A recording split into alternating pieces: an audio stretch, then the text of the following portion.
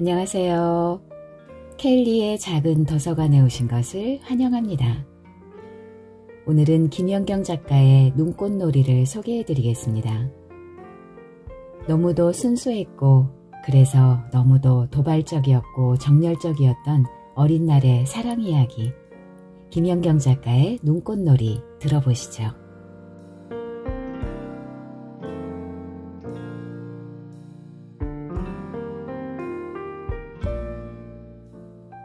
국어 시간이었다. 선생님은 여느 때와 다름없이 우리들의 식곤증을 쫓아줄 건수를 찾고야 말았다. 알퐁스 도데의 별빛이 가득 내린 산골짜기, 졸음에 겨워 어느새 자기의 어깨에 몸을 기대어 오는 스테파니 아가씨를 화자가 그냥 그렇게 곱게 재운다는 대목이 나왔다. 아니 여러분, 이거 어떻게 생각하세요?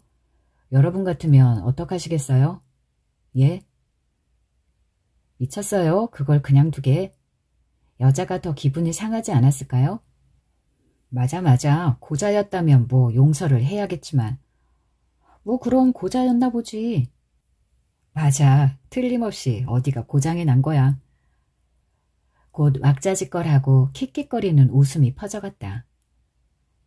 설마 고자였을까? 혹시 책에 발기를 했다는 둥 어쨌다는 둥 하는 소리는 안 씌어져 있나? 그런 건 없던걸? 뭐 그럼 주인공의 코가 너무 짧다거나 심하게 구부러졌다거나 하는 상징적인 암시 같은 것도 없나? 거참 선생님, 제가 보기엔 알퐁스 도데라는 사람이 아무래도 변태거나 고자가 아니었을까 싶은데요. 아 참, 이런 순수한 사랑도 있고 한 거지 뭘 그리 토를 달고 그러냐. 자 여러분 조용히들 하세요. 이런 소동의 근원이 누구인데 선생님은 이제 아이들더러 조용히 하라고 난리시다. 거참, 그래도 우리 때는 별이며 소나기며 읽고 감동들을 했는데 거참 이거 세대 차이 납니다 그려. 선생님, 소나기의 주인공들은 어리잖아요. 맞아. 걔네들은 하고 싶어도 못했을 거야. 못하긴 뭘 못해. 로미오와 줄리엣 애들은 잘만 했는데. 또다시 킥킥거리고 쿡쿡거리는 소리가 들려왔다. 고등학교 3학년 2학기였고 매일 수능시험 날짜를 세고 있었다. 지난해 5월이었다. 여느 때와 비슷하게 자율학습 시간에 선생님의 감시를 피해 학교에서 나와 버스를 탔다. 버스의 문이 막 닫히려는 찰나 한 여학생이 급하게 버스 안으로 뛰어들어왔다. 여학생은 잠깐 주위를 두리번거리더니 자리가 없음을 확인하자 내가 앉아있는 자리에서 그다지 멀지 않은 곳에 천장에 달린 손잡이를 잡고 섰다.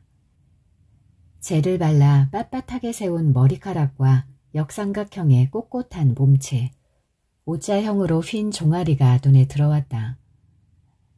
무릎에서 상당히 올라간 곳까지 드러나 보일 정도로 짧은 미니스커트에 상체의 선이 도드라지게 만들어진 티를 보건대 이 여학생의 목적지가 여기서 얼마 멀지 않은 곳에 있는 우리에겐 소위 활락가로 알려진 곳이라는 것은 충분히 짐작할 수 있었다. 서투르게 덧칠을 한 짙은 색조 화장만 뺀다면 여학생의 얼굴은 평범한 편이었다.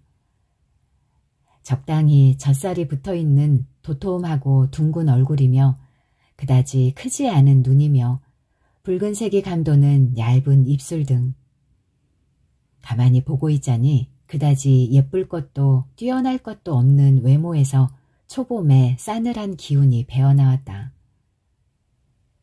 세진여자고등학교는 왠지 세진고등학교와 붙어 있어야 될 것 같은데 실은 우리 학교인 문정고등학교와 붙어 있었다. 재단이 같았기 때문이다. 제법 큰 행사가 있었던 월요일, 두 학교의 학생들이 우리 학교의 대운동장에 정렬했다. 아무런 장식도 없는 하얀색 블라우스와 짙은 파란색의 치마. 그러니까 지극히 촌스러워서 우리가 늘 공순이 옷이라고 불렀던 세진여고의 여름 교복을 입은 키가 제법 큰 여학생이 시상대 위로 올라와 몸 전체에 힘을 주고 고개를 빳빳이 든 채 바른 자세로 서 있었다. 조금 후 여학생은 두 팔을 뻗어 상장을 받아들고 그것을 오른쪽 겨드랑이 밑으로 가져간 뒤 약간 뒤쪽으로 물러나 몸을 90도로 굽혀 교장 선생님에게 인사를 했다. 그러고 나서 상장을 든 채 단에서 내려와 제자리로 걸어 들어갔다.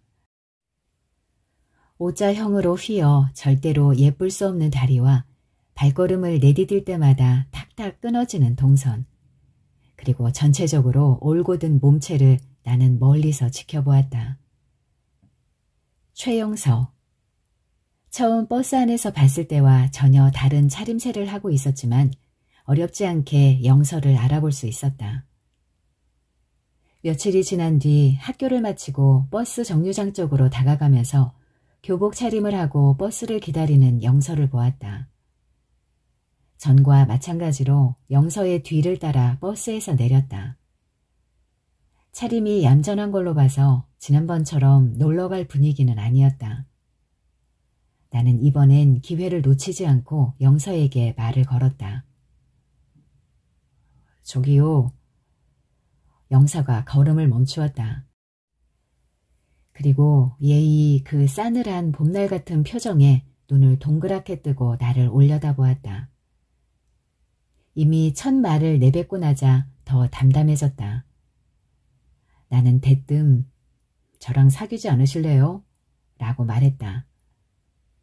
영서는 눈두덩이가 다소 두툼하고 옆으로 가늘게 퍼진 작은 두 눈을 약간 찌푸렸다. 내가 무슨 말을 하려는데 영서는 기가 막혀서 말도 안 나온다는 듯 얇은 입술을 삐죽이며 조소를 짓더니 곧바로 몸을 돌렸다. 나는 재빨리 몇 발짝을 걸어 영서 앞으로 가섰다. 저 잠깐 얘기라도 좀 하죠. 영서는 이번엔 아예 아무런 대답도 하지 않고 나를 한번 쳐다보더니 제 갈 길을 가버렸다. 나는 어느 정도 거리를 유지하면서 영서의 뒤를 쫓았다. 그날 나는 영서가 다니는 독서실을 알게 되었다.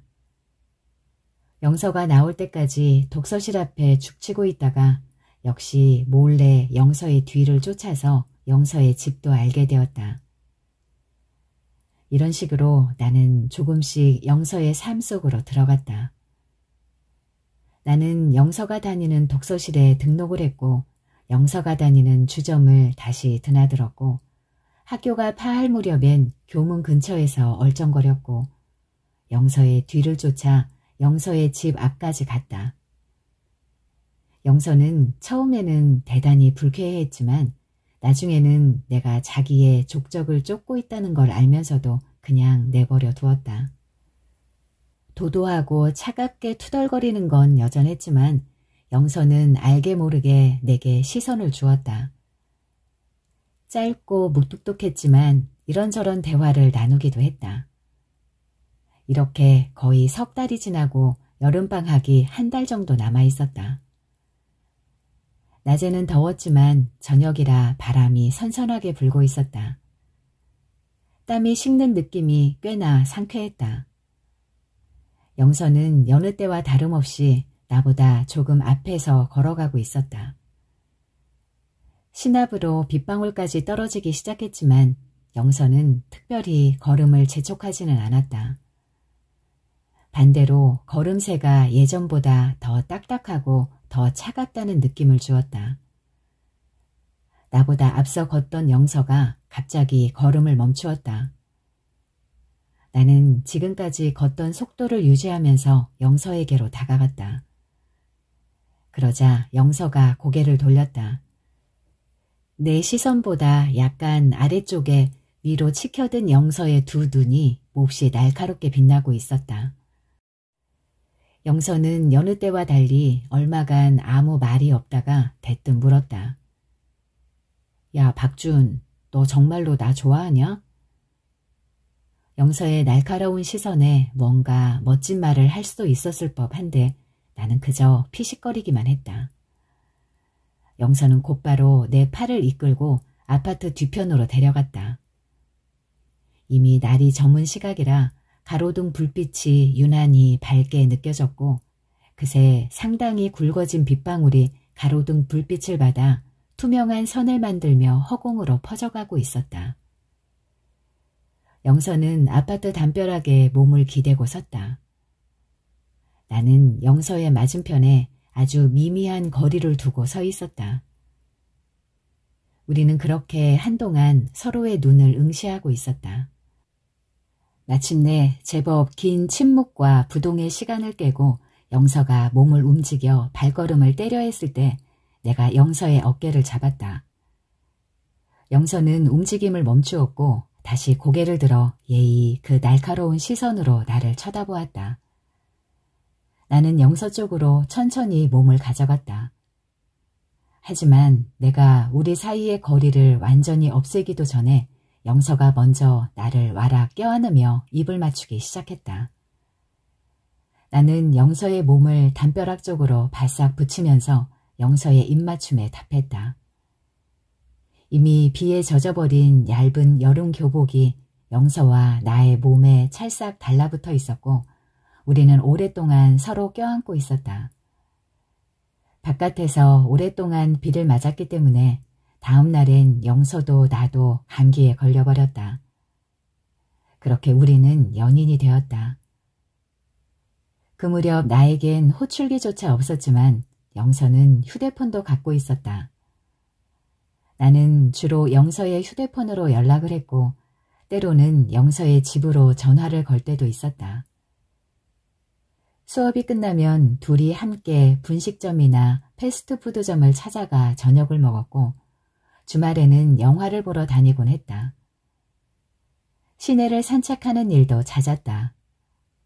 버스나 전철을 타건 길거리를 걷건 카페에 앉아있건 나는 곧잘 영서의 머리를 쓰다듬거나 어깨나 손 따위를 쉬지 않고 만지곤 했다. 그럴 때마다 영서는 사람들 많은 데서 뭐 하는 짓이야? 라고 윽박지르긴 했지만 작고 귀여운 눈이 뽀얀 젖살에 파묻혀 보이지 않을 만큼 환하게 웃곤 했다.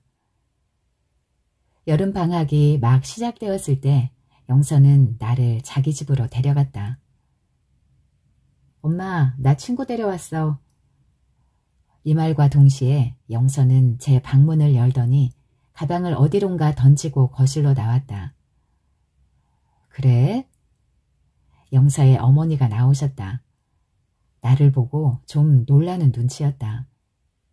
어머, 남자애네? 얘 내 남자친구야. 보수적이고 엄격한 아버지 밑에서 자라온 탓에 나를 두고 곧바로 남자친구라는 말을 서슴지 않고 하는 영서의 대담함이 놀랍기까지 했다. 거실에서 소리가 나자 안쪽 방에서 중학생으로 보이는 아이가 나왔다. 대번에 영서의 동생인 영수임을 알았다. 이 형이 누나 남자친구야? 준아, 들어가자. 영서는 다소 불편하게 서 있는 나를 툭툭 치더니 방으로 데려갔다. 상당히 큰 방 안에는 토끼가 그려진 시트가 깔린 침대가 있고 맞은편에는 하얀색의 옷장이 있었다. 책상 위에는 참고서, 문제집, 백과사전 말고도 만화책이 잔뜩 쌓여 있었고 그 옆에는 팝송 CD들이 꽂힌 선반 같은 것이 서 있었다. 벽에는 같은 반 친구와 찍은 사진 한 장이 걸려 있었다. 나는 영서의 침대에 약간은 어색하게 걸터 앉았다. 야, 음악 듣자. 뭐가 좋겠니? 아무거나. 아바의 해피 뉴 이어가 흘러나오기 시작했다. 책상 앞 의자에 앉을 줄 알았던 영서는 어느새 침대 위로 올라와 몸을 쭉 펴고 누웠다. 나는 잔뜩 긴장을 해서 엉덩이만을 간신히 침대에 걸친 채로 있다가 무슨 말이든 해야 될 것 같아서 한여름에 신년 축하 노래는 좀 안 어울린다 라고 내뱉었다. 그러자 영서는 아무거나 듣자고 했잖아. 라고 말하면서 내 목을 끌어안았다. 준아, 있잖아. 네가 너무너무 좋은 거 있지? 내 몸이 움찔하는 순간 갑자기 초인종 소리가 들렸다. 어머나, 아빠 오셨나 보다. 라며 영서가 침대에서 벌떡 일어났다. 영서의 아버지는 물론 외교관이라는 직업에서 비롯된 나의 선입견 탓도 있겠지만 전형적인 고등공무원의 모습을 하고 있었다. 단정한 양복에 곧게 가르마를 타서 넘긴 머리 모양이며 반짝이는 시계며 사각형의 검은 서류 가방이며 나를 보시자마자 잠깐 인상을 쓰시더니 영서의 어머니에게 서류 가방을 넘기셨다. 아빠, 얘 내 남자친구예요. 잘생겼죠? 영서가 내 팔을 잡으며 말했다. 그래. 우리 영서 남자친구라면 이 정도는 되어야지.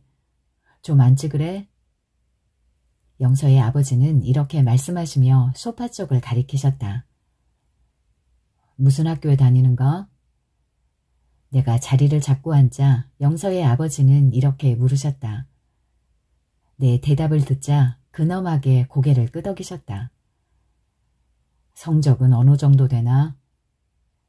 그게 그의 두 번째 질문이었다. 제발 듣지 말았으면 했던 질문이 나오자 나는 다소 흥분했다. 지금은 중간 정도밖에 안 되지만 노력해서 상위권으로 올리겠습니다. 나는 깍듯이 경어를 쓰면서 대답했다. 영서가 전교 1등을 놓치지 않는 반면 나는 반 등수로 세도 2, 30등밖에 못하는 처지였으니 아무리 배알이 튼튼한 나지만 차마 등수를 구체적으로 말하지는 못했다. 하지만 내가 구태여 등수를 얘기하지 않았어도 영서 아버지의 표정은 굳어지기 시작했다. 화석처럼 경직된 이 표정은 내가 영서의 집에서 나갈 그 순간까지 그대로 남아있었다. 그래, 노력이 중요한 거지. 그리고 잠시 뜸을 들이시더니 아버지는 뭘 하시는가? 라고 물으셨다. 평범한 회사원이십니다. 이 말을 들으신 뒤에는 다른 질문은 더 하지도 않으셨다. 옆에서 계속 듣고만 있던 영서는 아빠는 왜 그런 쓸데없는 걸 묻고 그래요? 라며 벌떡 일어나더니 내 손을 잡고 방으로 들어갔다. 방문이 쾅 닫히기가 무섭게 영서는 야, 너는 화도 안 나? 자존심도 안 상해? 라며 화를 냈다. 그날 나는 꽤 착잡하고 찜찜한 상태로 집에 들어갔다. 새삼 우리 집이 영서 집의 절반 정도의 크기도 되지 않는다는 사실이 크게 다가왔다.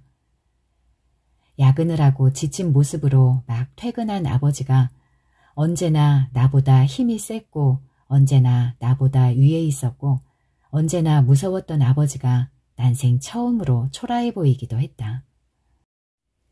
이후 영서의 아버지는 영서가 나와 사귀는 것을 아주 못마땅해 하셨다.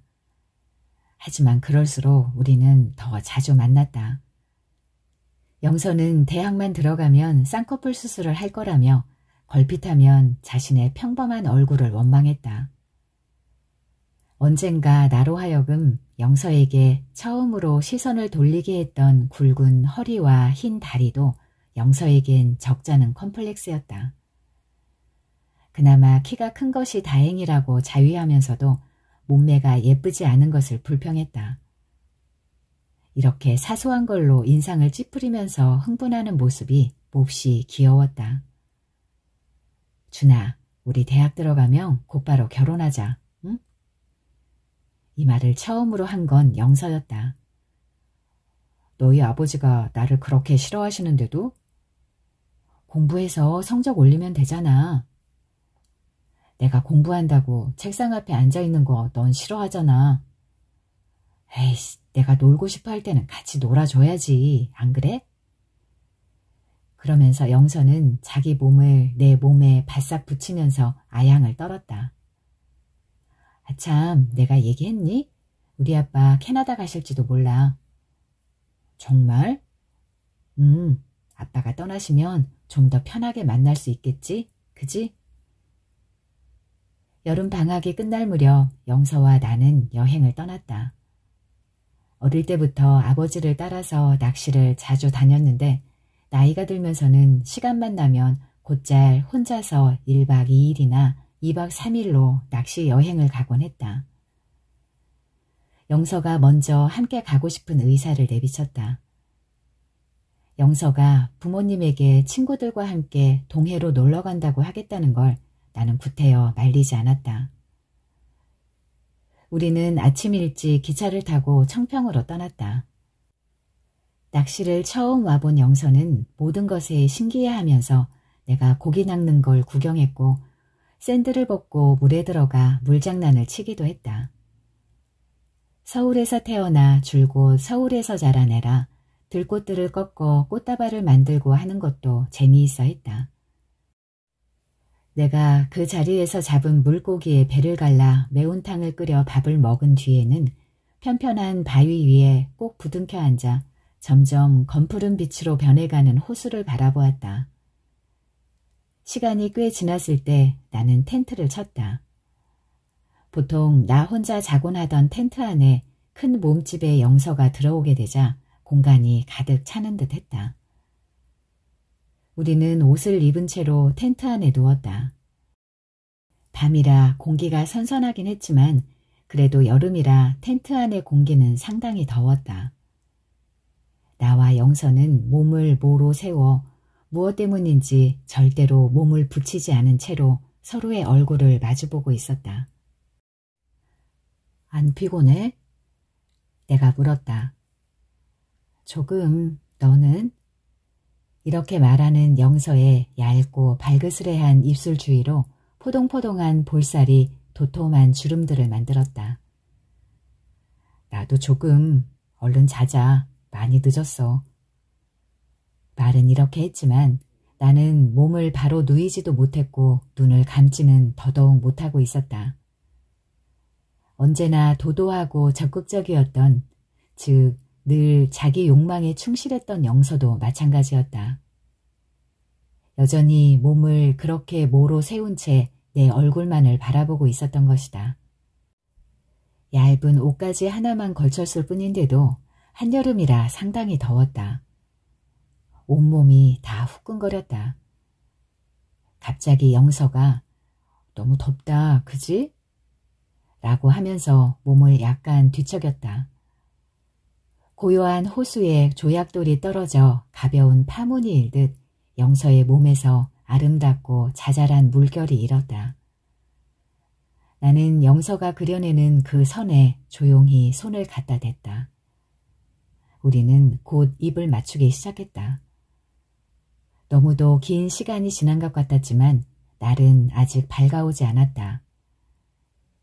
영서의 몸을 만지고 있던 나의 손이 나도 모르게 그만 영서의 얇은 티셔츠 안으로 들어갔다.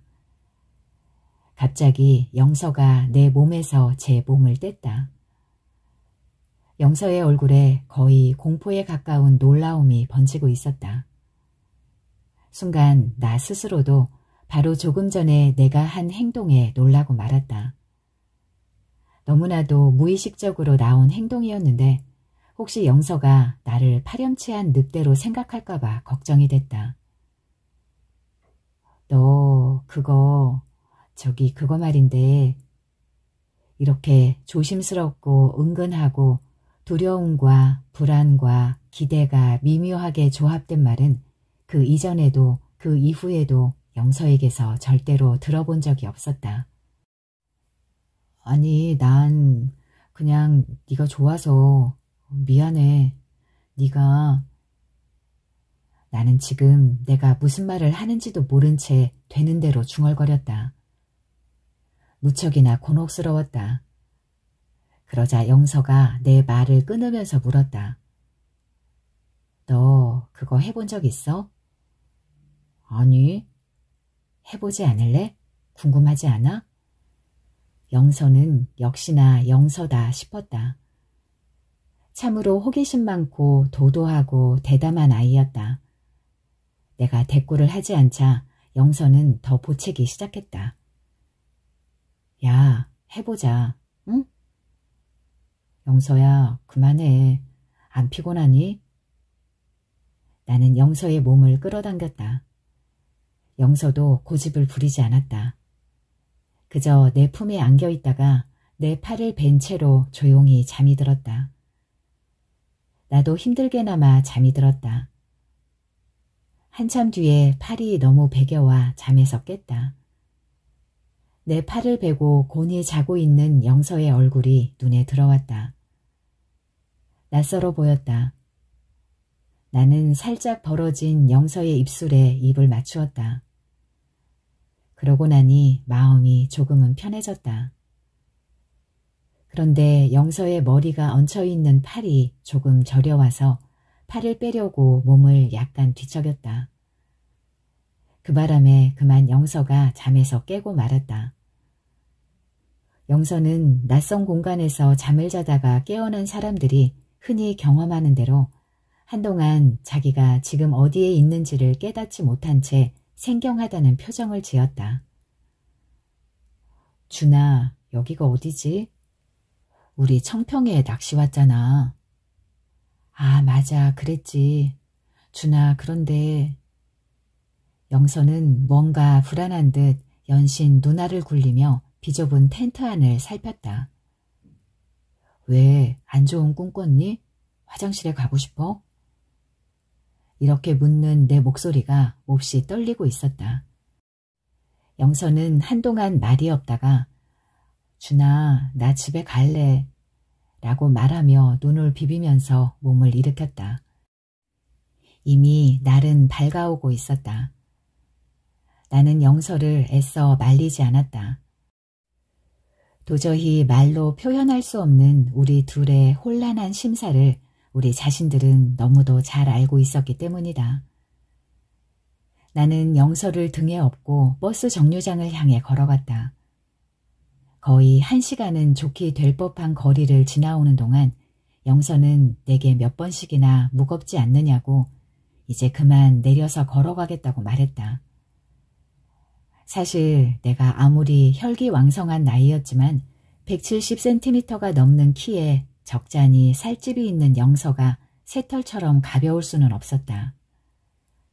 도중에 몇 번 쉬기도 했다. 하지만 어쩌면 영서와 함께 보낸 지난 밤보다도 영서를 내 등에 업고 영서의 두 다리를 내 손으로 감싸안은 채 산길을 내려가던 그 시간이 내겐 더 소중했다. 여름방학이 끝나고 개학을 했다. 날씨가 조금씩 쌀쌀해지자 영서는 여름 교복을 벗고 춘추복을 입었다.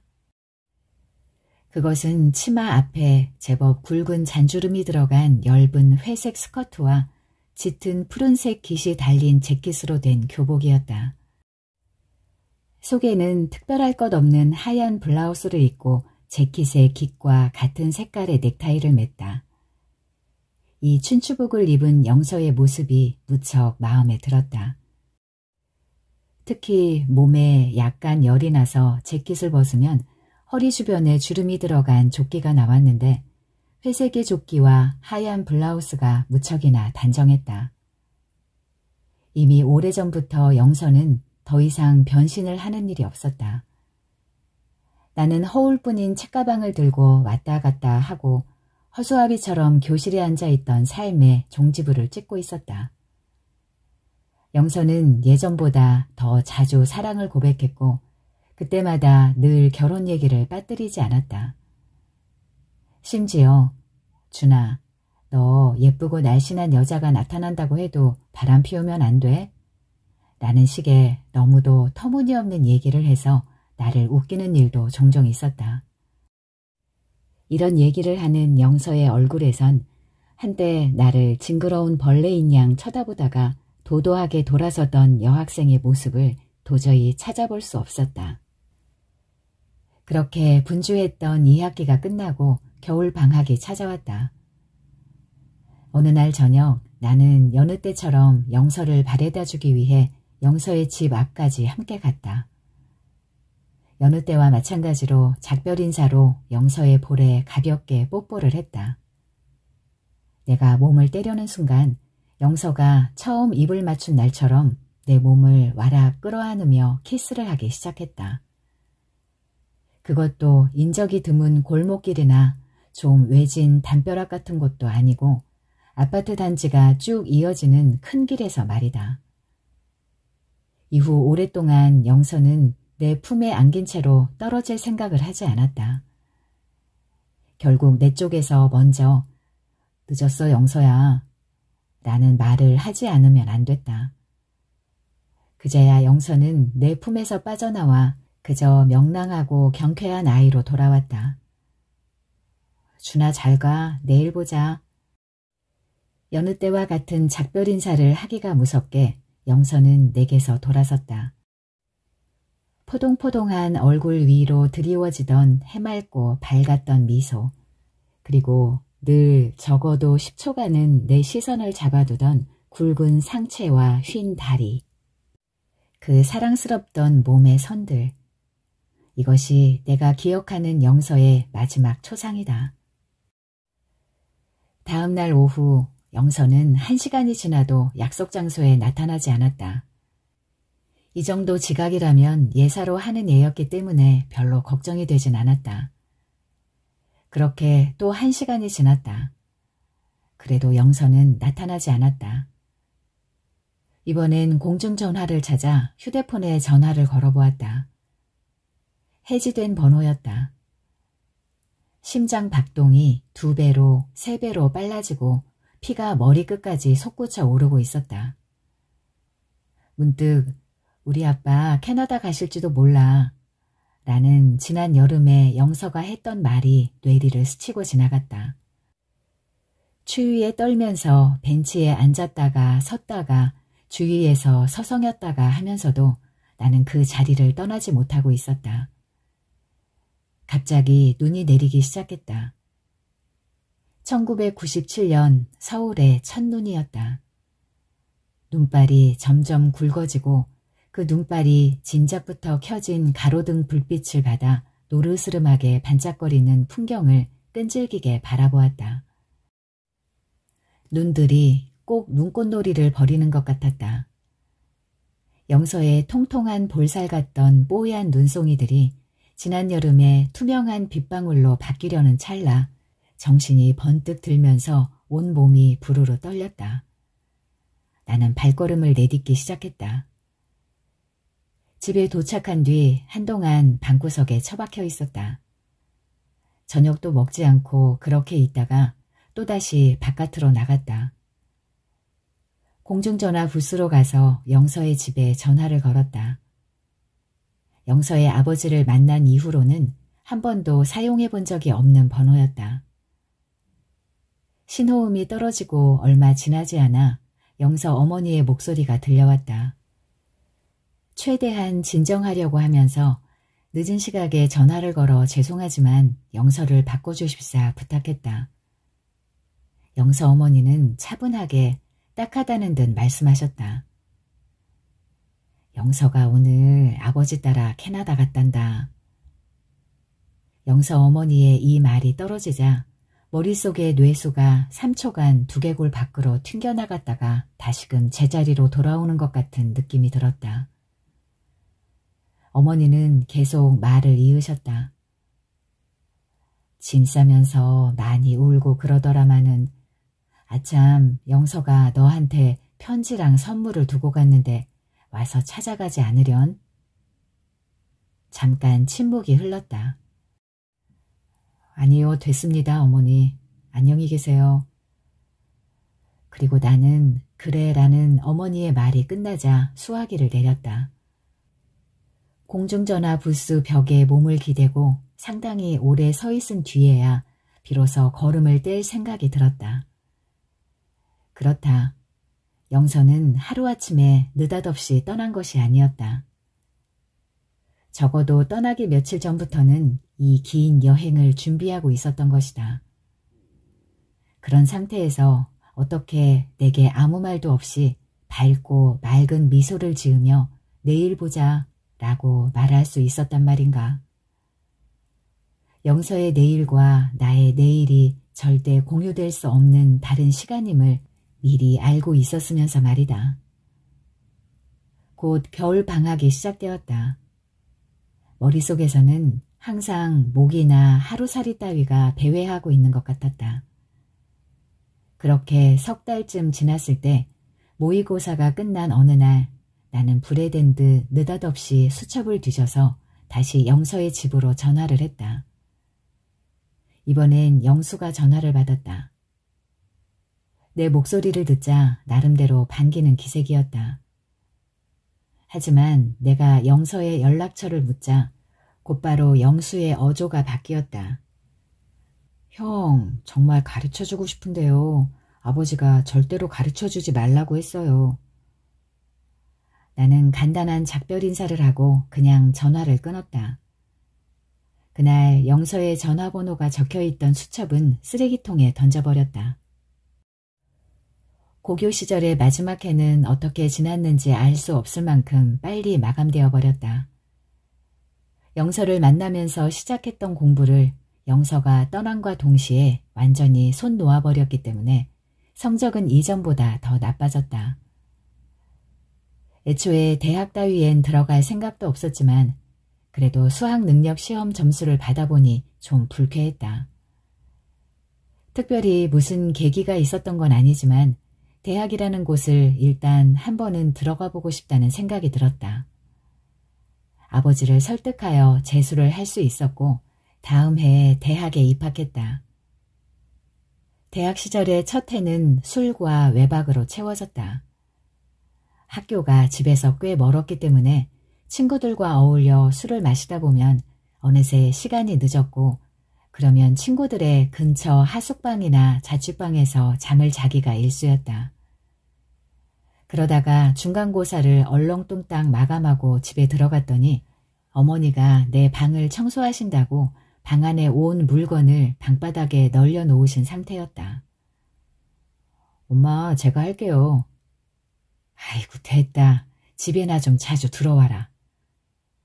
그러면서 어머니는 내 책상 서랍 속에서 잡동사니들을 꺼내셨다. 이 사진은 뭐냐?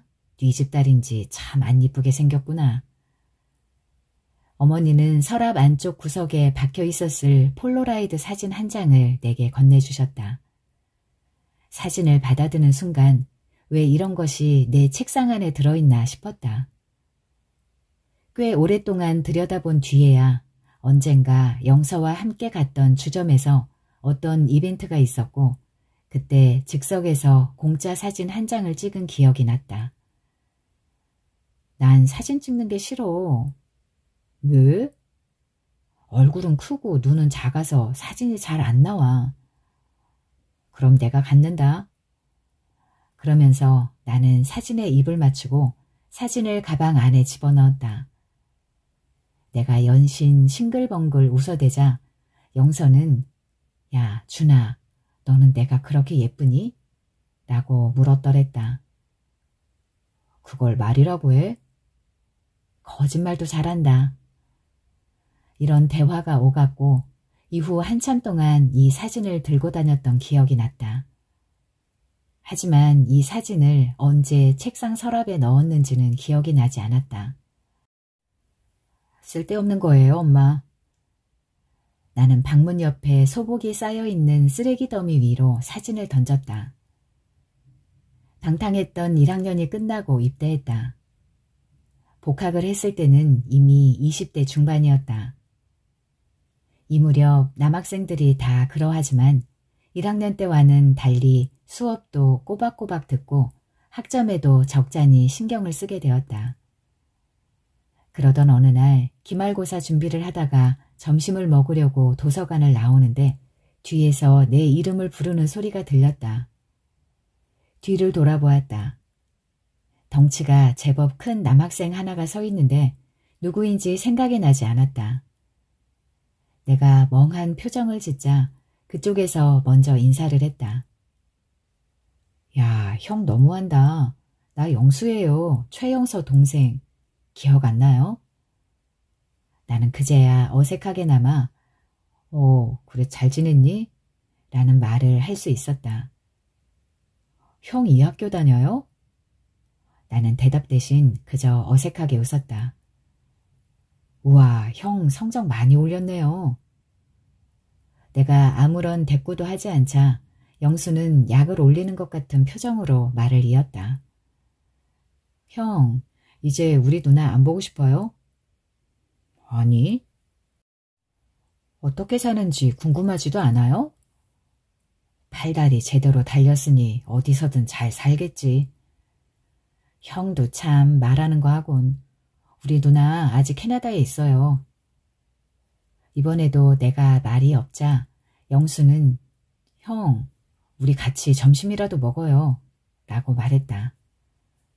나는 수업이 있다고 둘러대고는 영수를 따돌렸다. 내 머릿속에서 까맣게 지워진 존재가 그것과 관련된 한 시절이 되살아나는 것이 부담스럽다 못해 짜증스럽기까지 했다. 그 무렵 학창시절의 추억을 되찾는다는 취지에서 만들어진 모 인터넷 사이트에 가입했다가 언젠가 영서 방에 걸려있던 같은 반 친구와 찍은 영서의 사진을 보게 된 적이 있었다. 그 아이는 어느 누구와도 전혀 다르지 않았다. 이런 느낌은 그야말로 우연히 영서와 재회를 했을 때도 마찬가지였다. 날이 약간 어둑어둑해질 무렵 약혼녀 주희와 함께 석촌호수 주위를 산책하고 있었다. 맞은편에서 골대가 상당히 크고 풍만한 몸매를 가진 여자 하나가 걸어왔다. 어느 순간부터 여자의 걸음이 약간 빨라졌다. 준아, 야 박준! 영서였다. 한때 나를 매혹시켰던 싸늘한 봄날의 분위기에 더하여 도발적이고 육감적인 아름다움이 배어나왔다. 굽이 높은 구두 덕분에 나보다 더 커 보이는 몸이며 넓은 어깨며 곧고 바른 지극히 도도해 보이는 자세도 여전했다. 내 팔짱을 끼고 서 있는 나의 애인을 보았을 것임에도 불구하고 언제나 자신의 감정과 관심에만 몰두하는, 아니 그래야 된다고 생각하는 저 오만함도 여전했다. 요란스러운 인사말에 내가 별다른 답을 하지 않자 영서는 나의 어깨를 가볍게 건드렸다. 이렇게 오랜만에 만났는데 반갑지도 않아? 잘 지냈니? 캐나다에 있는 줄 알았는데. 일 때문에 잠깐 나왔어. 그래, 어디 보자. 너 덩치 좋아졌다. 그 사이에 나는 곧 주희를 찾기 시작했다. 주희는 시선을 다른 곳으로 돌린 채 다소곳하게 한 곁에 서 있었다. 주희야, 얘가 영서야. 이쪽은 내 약혼녀 주희고. 영서의 표정이 급작스럽게 굳어졌다. 반면 본디 대단히 자족적인 성품의 소유자인 주희는 평온했다.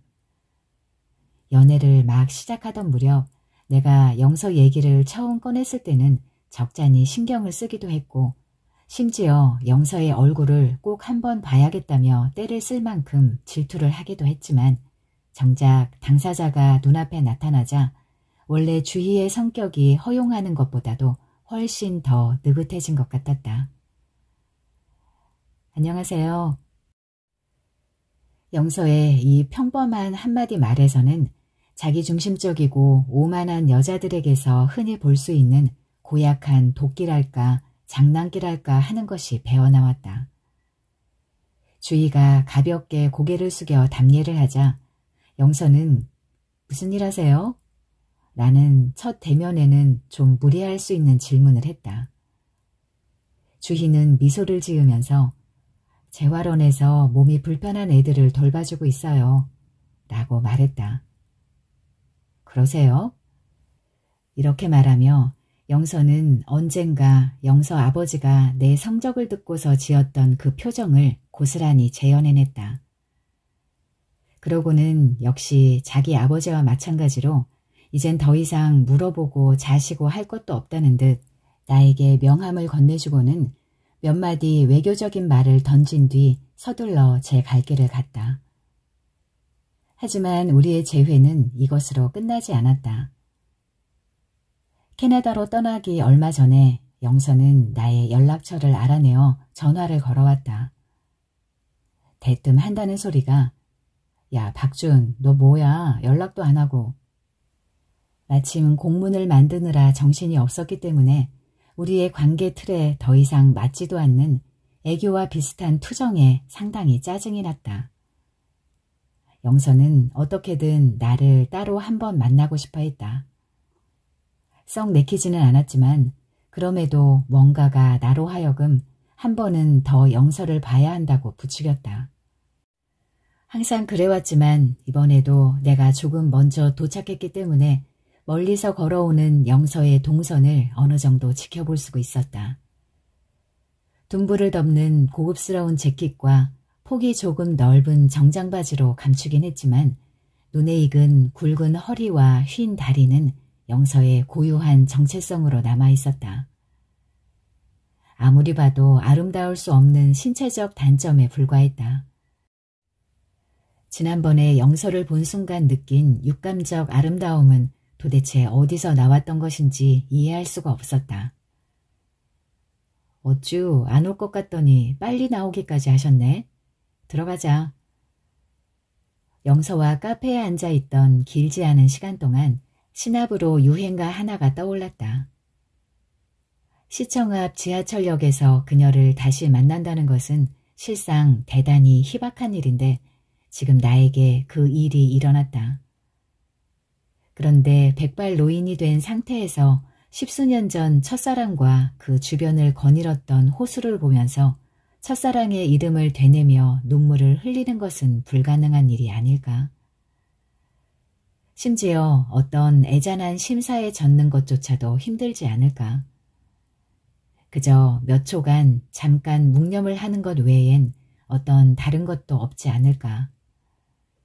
그나마도 첫사랑에 대한 그리움 때문이라기보다는 그 시절 나 자신의 초상에 대한 그리움이 아닐까. 영서가 내게 준아, 나 너 많이 보고 싶었어 라고 말했을 때 이 말이 긴 몸뚱어리가 쏙 빠져버린 뱀의 허물처럼 공허하게 느껴질 때 나는 영서도 나와 비슷한 감정을 느끼고 있을 것이라 생각했다.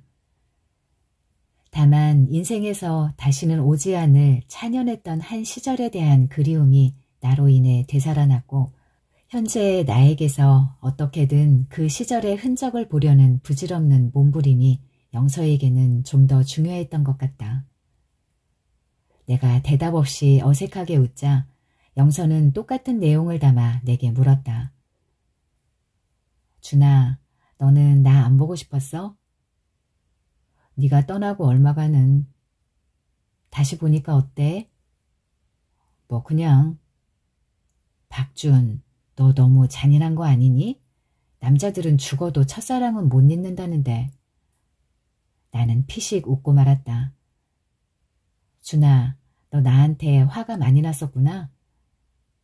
그때는 그랬겠지. 많이 울었어? 그때는 아마. 나 어쩌면 한국으로 돌아올지도 몰라. 그래? 그것도 완전히. 이 말에 내가 별다른 대꾸를 하지 않자 영서는 상당히 오랫동안 뜸을 들인 뒤 돌아온다고 완전히 라고 다시 한번 말했다. 나에게 이건 수억 년 전 우연찮게 호박 속에 생매장된 모기의 피에서 공룡의 유전자를 추출하여 쥐라기 시대를 재현해내는 일과 다를 바 없이 여겨졌다. 이와 동시에 오늘 당직 근무를 맡은 주희가 지금쯤은 집을 나갔으리라는 생각이 들었다. 주희가 원한다면 구태여 말리고 싶지 않지만 결혼을 하고 나면 웬만하면 일을 그만두게 하고 싶었다. 결혼을 한 뒤에도 일주일에 2번씩이나 따로 밤을 보내야 되는 것이 썩 내키지 않았다. 무엇보다도 주희도 원하는 것이지만 결혼을 하면 바로 아이를 갖고 싶었다. 하지만 얼마 전에 자궁 근종으로 인해 개복 수술을 받았고 이후 재발을 막기 위해 남성 호르몬제를 복용하던 중에 빈혈이 심해져 짧으나마 입원까지 했었기 때문에 주희는 불임에 대한 공포를 버리지 못했다. 주희가 야근을 하는 금요일 저녁이면 나는 퇴근길에 밤참을 준비하여 주희를 찾았다. 영서와 있으면서 나는 오늘은 주희에게 뭘 먹일까 생각했다. 이랬으니 영서의 말에 대해서는 그야말로 사무적인 답밖에 나오지 않았다. 영서는 자신의 추억 되살리기 작업에 동참해주지 않는 나를 잠옷 야속해 했다. 내가 아니면 그 누구도 공유해줄 수 없는 영서의 한 시절을 바로 그 내가 이렇게 무심하게 방기하고 있는 것이다. 하지만 10년이라는 세월의 강을 우리에겐 새하얀 공백으로 남아있는 그 시간을 무엇으로 메우겠는가.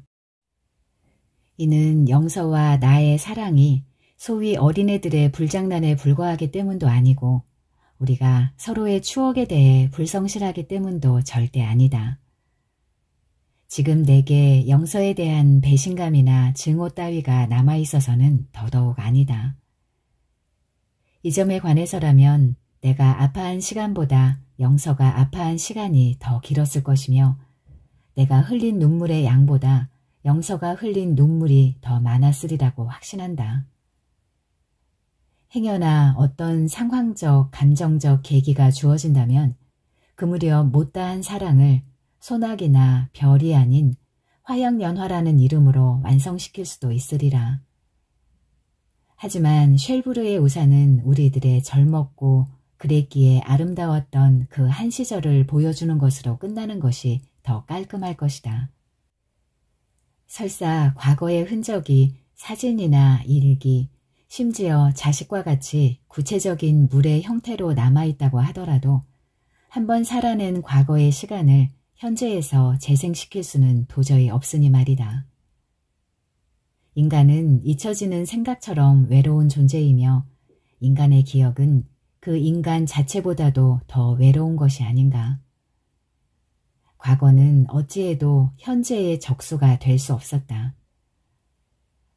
나와 작별 인사를 할 때 영서는 잠옷 안타깝다는 표정을 지으면서 나를 오래도록 바라보았다. 그러고는 긴 팔을 앞으로 내미는가 싶더니 어느새 어렵지 않게 내 어깨를 감쌌다. 한때는 내게 익숙했던 이 몸짓이 약간은 생경하게 느껴졌지만 동시에 나도 모르게 몸이 움찔했다. 준아 라며 내 이름을 부른 뒤 말꼬리를 흐리는 영서의 얼굴에서 짧은 순간이나마 내가 영서를 마지막으로 보았던 그 겨울 저녁 나를 와라 껴안으면서 너무도 순수했고 그랬기에 너무도 도발적이었고 정열적이었던 키스를 퍼붓기 직전의 표정이 되살아난 것이다. 그 싸늘한 봄날의 느낌도 다시금 부활한 듯 했다. 하지만 이건 그야말로 순간이었다. 나도 영서도 그 키스를 되살리지 못했다. 내가 영서의 팔을 한동안 잡고 있다가 끌어내렸을 때 영서는 준아 잘가 라는 인사말을 예전처럼 해맑고 밝게 내뱉었다. 그러고는 가뿐하게 돌아서서 표표히 걸어갔다. 잘가 뒤에 후렴구처럼 따라 나오던 내일 보자 라는 말은 물론 들리지 않았다. 싸늘한 초봄의 기운을 연상시키던 18살의 도도한 아이. 그 최영서는 더 이상 지구상에 존재하지 않았다. 대신 30을 목전에 둔 성숙하고 지적인 매력을 지닌 변호사 최영서가 있을 뿐이다. 이 최영서는 나와는 무관한 남이었다. 그랬기에 나 역시도 영서에게 잘가 라는 말밖엔 할 수가 없었다. 이 말은 꼭 목하 내 눈앞에서 사라진 영서가 아니라 이미 오래전에 잠정적으로 마침표를 찍은 내 성장기의 한 시절에 고하는 영원한 작별 인사처럼 여겨졌다. 역시 마지막에 아사코는 보지 않는 편이 나았다. 본다고 해서 딱히 나쁠 건 없으나 그래도 보지 않는 편이 나았다. 이런 생각을 하며 나는 주희가 있는 재활원을 향해 걸음을 재촉했다.